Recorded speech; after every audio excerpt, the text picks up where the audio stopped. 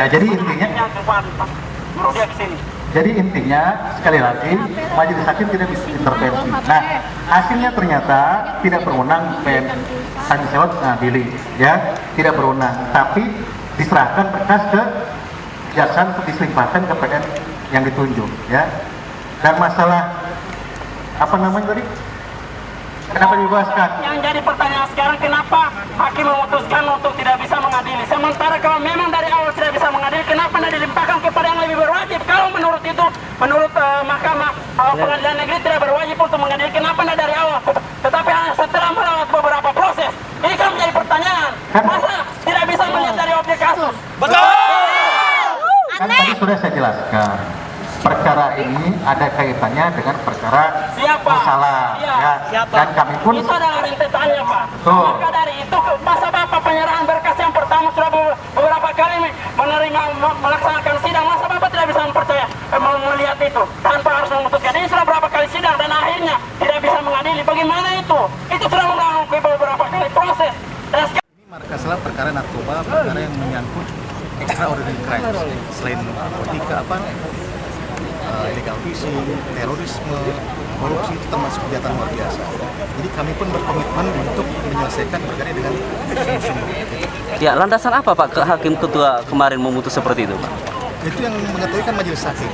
Jadi kalau rekan-rekan semua mengetahui bahwa pada saat persidangan dibacakan dan dalam pembacaan persidangan itu sudah dibuatkan pertimbangan hukumnya. Kenapa sampai majelis hakim menyatakan begitu? Ya, bisa dilihat dalam pertimbangan putusannya.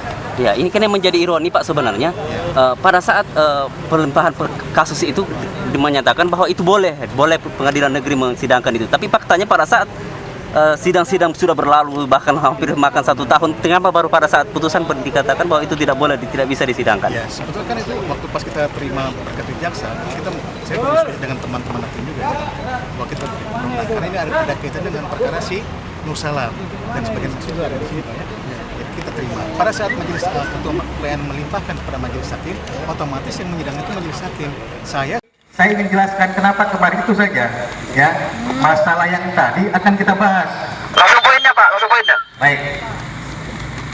Seperti kita ketahui bahwa putusan Arman Sayuti hari Kamis sore telah diputus, ya, oleh Majelis Hakim Pengadilan Negeri Selor, di mana anggotanya adalah ketuanya Pak Sandi, anggota 1 Pak Indra, dengan anggota 2 Pak Rizky. Masalah pada saat itu saya pun tidak tahu, ya, hasilnya apa, karena pada waktu kita terima berkas dari pihak kejaksaan, setelah kita periksa dan saya diskusikan dengan teman-teman Pak Wakil dan juga dari Kanu Pidana, ternyata bisa kita terima masalah pengajuan berkas tersebut. Setelah itu, saya sebagai Ketua Pengadilan Negeri menunjuk Majelis Hakim untuk menyidangkan perkara tersebut. Ya, pada saat disidangkan oleh Majelis Hakim, saya sebagai Ketua Pengadilan tidak memiliki hak untuk intervensi. Ya, tidak memiliki hak untuk intervensi. Jadi di sini tolong dipahami oleh rekan-rekan semua bahwa kami hakim itu mandiri, independen, dan tidak terpengaruh oleh berbagai macam pengaruh, termasuk dan pengaruh dari saya sebagai ketua.